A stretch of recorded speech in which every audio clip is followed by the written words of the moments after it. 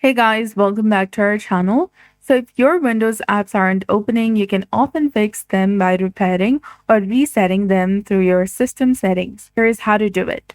Click on the Start button from the left-hand side of the screen, then select the gear icon to go to Settings. From this page, you need to select Apps. Now on the right side of the screen, make sure that you've selected Apps and Features, and here you'll get the list of the apps that is installed on your device. Now you need to locate and select the problematic app on your device. Then click on Advanced option.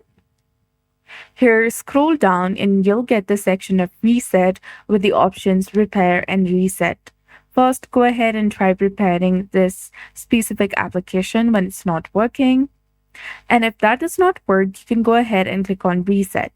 But remember that resetting will remove all the app's data. They will be permanently deleted. Your login credentials will also be deleted, and you need to log into that specific app again. If that also does not work, you can go ahead and click on Uninstall.